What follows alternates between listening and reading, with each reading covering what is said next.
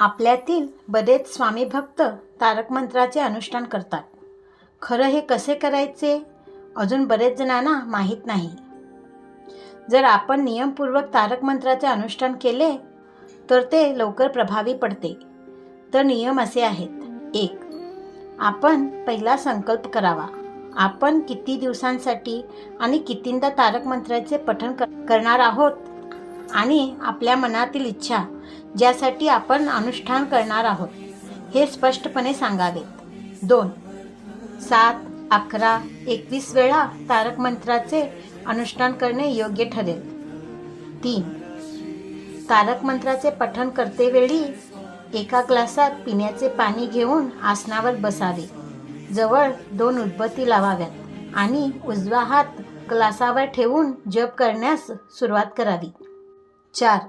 जप झाल्यावर ग्लासातील पाणी तीर्थ म्हणून स्वतः व घरातील अन्य सदस्यांना द्यावे. जर कोणी तीर्थ घेण्यास मनाई करत असेल तर त्यांच्या पिण्याच्या पाण्यात मिसळून द्यावे. उदबत्तीचा अंगारा एका स्वच्छ डबीमध्ये गोळा करून ठेवावा. तो रोज घराबाहेर जाताना आपण विभूती म्हणून लावावा. 5. सहसा आपण शांत आणि भक्तीने अनुष्ठानाला बसावे. अनुष्ठानाला बसल्यावरती अनुष्ठान पूर्ण होईपर्यंत उठू नये, मध्ये मध्ये बोलू नये. अशीच वेळ धरा की सरळ आणि शांतपणे अनुष्ठान होईल. 6. सगळ्यात महत्त्वाचे, आपण जेव्हा संकल्प करतो तेव्हा मी संपूर्ण किंवा अखंड सेवा करीन असे म्हणू नये. कारण मासिक धर्म, प्रवास, सुतक, बिटाळ हे सगळ्या अचानक घडणाऱ्या गोष्टी आहेत. तर मी जसा वेळ मिळेल किंवा मी यथाशक्ती सेवा करीन असे म्हणणे योग्य ठरेल. 7.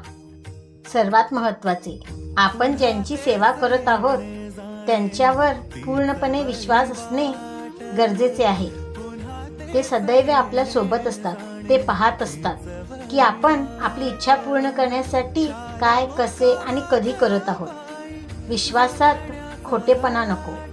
कुणाला कळेल न कळेल पण स्वामींपासून काहीच लपवता येत नाही. श्री स्वामी समर्थ. जय जय स्वामी समर्थ.